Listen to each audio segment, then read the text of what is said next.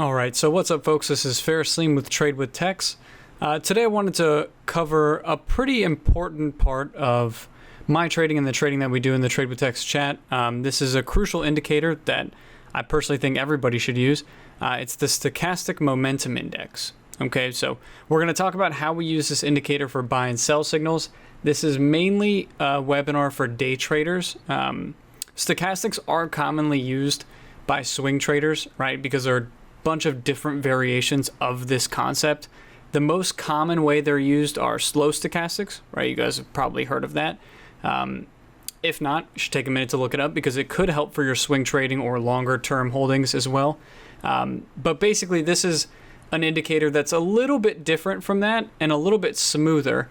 That should help with your entry and exit points for day trades, right? Telling you when to buy, when to sell, which is pretty much what determines your profit and loss, right? So let's get into it, right? First things first, because I know this is going to be asked at some point. This is the TD Thinkorswim platform, right? TD Ameritrade's free Thinkorswim platform. I know it's very popular. Some of you might already be familiar with it, but the time frames that we're mainly going to be focused on are the 5 minute and the 1 minute, right? So what we're referring to are just the intraday time period, but these intervals, these candlesticks are each representing 5 minutes or 1 minute, depending on which one we're looking at. I think mainly I'm going to stick with the 5, but just in case we double back to that. Really, with this indicator, as you would use it for any indicator, you want to focus on time frames that are giving you an easy read, right? It's a big problem for people that are using technical analysis and using chart analysis to look at a chart and try and find something, right? When in reality, the whole point is so that you look at something, and if it presents an opportunity, you take it. If you don't see a pattern, if you don't see a setup, then you leave it alone, right? So the reason why I'm mentioning that is because when we're distinguishing between the 1 minute and the 5 minute, the only time we roll this back to the 1 minute, right? Here's the time frame up there. Only time we roll it back to the 1 minute is if that's very fluid, right? Meaning that there's a lot of volume and a lot of range. So if something's chopping around, not really giving you decisive action, then you're going to use the 5 minute, right? But if something is very clearly trending aggressively, then you can use the 1 for quicker entry and exit points. So really, you're only using a lower time frame if it's a very fast moving stock on high volume, okay? Or we are going to talk about futures here. This doesn't only apply to stocks. This applies to futures, options, whatever you trade. All the technical analysis that we're talking about is universal, okay? So let's jump into it, right? So we talked about the time frame, we talked about the platform, but the Stochastic Momentum Index, just to give you a little bit of background, is different from the slow stochastics and all the other ones that you've seen in the sense that the calculations for it are different, right? And this isn't something we need to spend too much time on, just going to be brief, but normally stochastics are taking the average price, right? So this is the indicator down here, okay? You have two lines. One of them takes the average price. So let's change the colors here. Let's make this a light blue, okay? And actually, let's make it a green. And let's have it stick out a little bit more. All right. This is taking the average price for a certain time period, right? Factoring in its midpoint of the range, right? So the range is the distance between the high and the low, okay? So this is taking into account the midpoint of that, so it's a little bit more smoothed. Normally, stochastics are taking into account just the high and just the low, not the middle of the range, okay? So the reason why this is beneficial is because you're using this for stocks or for tickers in general that have a lot of range. So again, it's more beneficial for day trading, whereas swing trading, you don't need a lot of range to trade it, right? You can predict moves opposed to just reacting and adapting to the intraday moves, okay? But you add this to your chart by just going to Edit Studies. So click on Studies, Edit Study, and you can see the ones that I have up here, but this one's called Stochastic Momentum Index. So just type in STOCH. This will give you the list, right? You can see how many there really are. And we're going to click on that one, right? Double click it, hit apply, and you're good to go. It'll show up down there. Okay. Now we're just using the default settings. If you want to switch it up, you can, right? You can back test it. You can use it with your strategy. One thing that we'll circle back to later, but you'll realize that this is something that needs to be used with a system, meaning that you can't just have a blank chart with the Stochastic Momentum Index and be completely set, right? You're going to need to have other indicators. So the other two things that I've included on this chart, right, are just basic moving averages that will kind of pair with this in a second. But this is the 8 EMA, that purple line. So I'll write this out, right? 8 EMA, purple, pink, whatever you want to call it. And this is the 20 SMA. Okay. Now, we could argue all day about which moving averages are best. That's not what this webinar is about. What we're doing is we're using a lower length moving average, so something that reacts quicker to price, right? And then a slightly larger length moving average to get an idea of what kind of trend, if any, is present, okay? And we're using that with the Stochastic Momentum Index. So, as I mentioned, this thing gives you buy and sell signals. It's pretty simple, but basically, when we have, in this case, the green line, right, going above the red line, we're getting a buy signal, okay? When it crosses back below, it's a sell signal. Now, every chart isn't going to be this fluid, but what I have pulled up here is Beyond Meat. This is a pretty popular stock for day traders, just momentum traders in general, right? And basically what this stock tells you is, or what this indicator is telling us, is when to buy and when to sell it. However, the toughest part about using this indicator and the most important concept, you need to be able to distinguish a stock that is trending versus something that is just trading. Now, this is the part of the webinar where you hit pause. If you don't understand how to read a trend inside out, then you're going to have a lot of trouble with this concept, okay? We do have some YouTube videos on this, and we have a really good blog post. Actually, if you go to tradewithtex.com/blog, so it's tradewithtex.com/blog. There's one post called Trend Trading 101. Maybe I'll try to link it in here, but that discusses how to read a trend inside out. I know a lot of you guys probably already can, but that'll help. And the tough part here is that if you are watching something that does not have a trend, right, it is trading, meaning that it's just going sideways, right? It's just going back and forth, chopping all around. It's not really giving clean-cut entry and exits. You can still use the Stochastic Momentum Index for quick day trades, but obviously this isn't going to be giving as good of results as a trend, and it's a different read. So the difference here, just to kind of map this out, we talked about how when the green line crosses up, it gives a buy signal. When it crosses down, it gives a sell.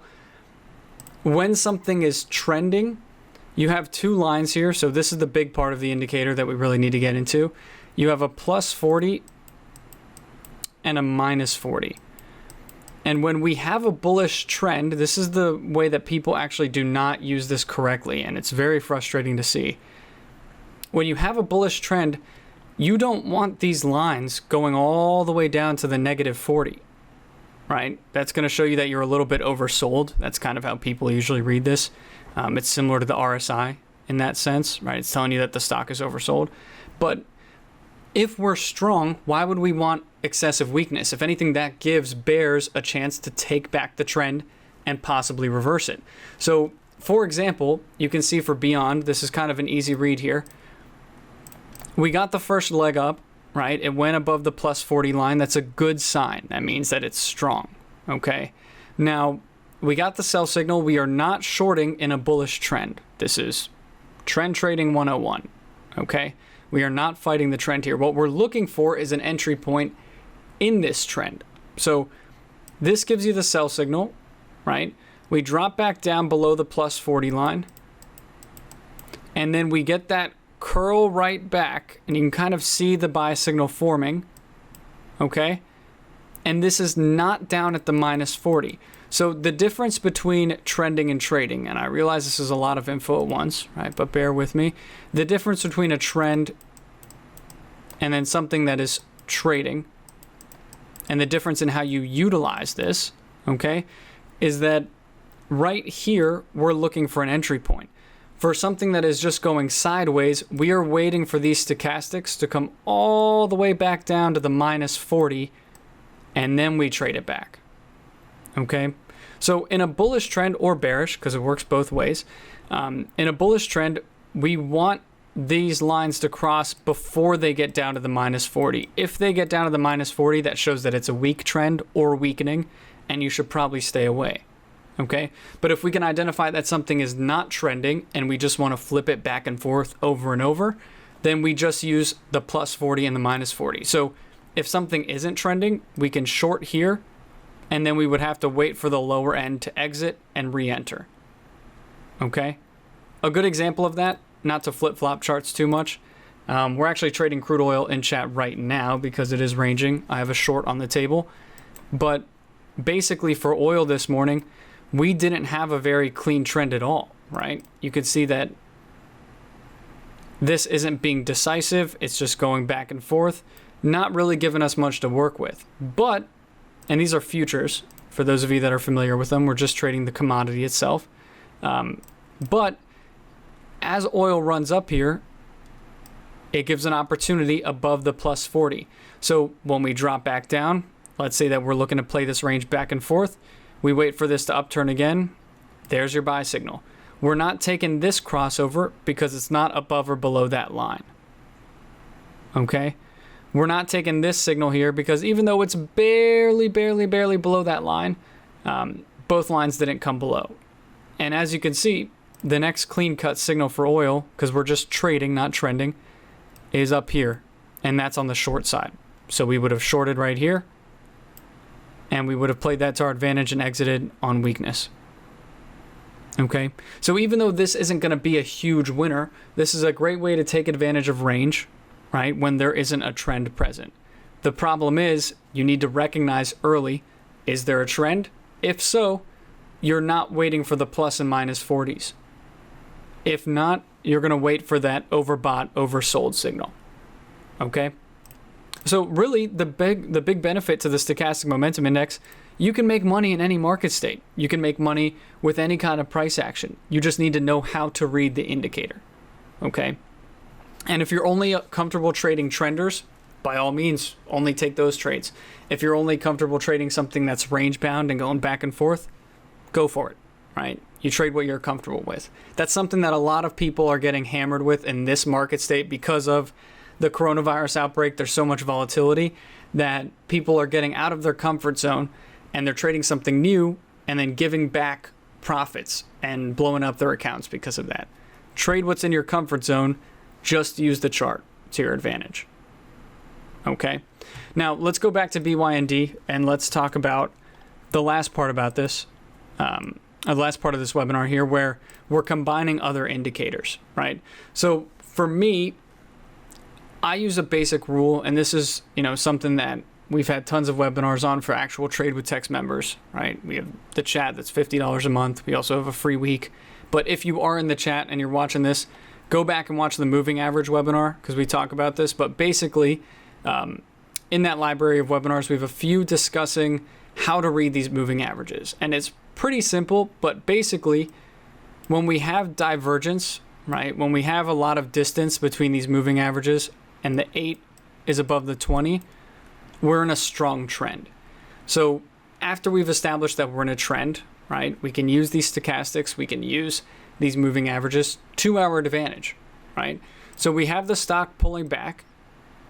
And I mean, it doesn't take a genius, right? It doesn't take a genius to realize that this is in a strong trend early, okay? But it is still noteworthy as to how we use these. So pulls back, all right? And then we use that 8 EMA as support. And as the stock holds the 8 EMA, we see the stochastics curl back. This is a perfect setup here. 100% you have to take this trade. No questions asked. Okay? Now, the next setup, next time around here, is when we pulled back to the 20 SMA, it also used that as support. Okay? And you can see that we didn't have the stochastics actually cross over up until this point.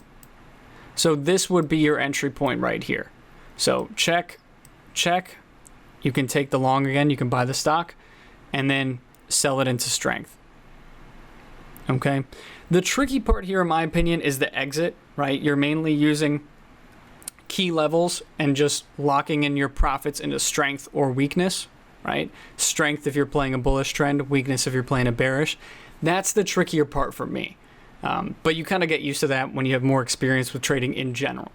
Okay, but the signals are very easy to read. You have the moving averages line up. So we have the 8 EMA acting as support. Get the check mark. These curl, check mark, take the trade.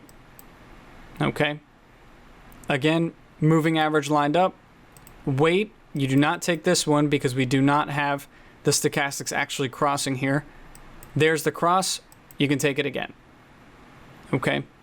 And the last part of this is really just knowing when to stop, because obviously this trend isn't going to go on all day. In some instances you do have that, but it's not that common. And right here, as you can see later in the morning, or I guess this is early afternoon at this point, notice how the lines start going to the -40. The trend is done here. Right, the trend is done. So I know not to take this trade because of how far these lines went down. All right, so my two trades this morning were here and here. You can take common stock or options, whatever you're comfortable with. And then when these moving averages do not act as support, when those lines cross after going all the way down, leave them alone. Okay, so kind of to wrap this up, I realize for some of you guys this is more advanced, but I highly recommend just putting in 30 minutes to an hour a day practicing with this indicator, or going back for your trades with the indicators that you currently use and see how this could help you, because it's a really good addition to your study set. So we're using thinkorswim, although a lot of platforms do have this.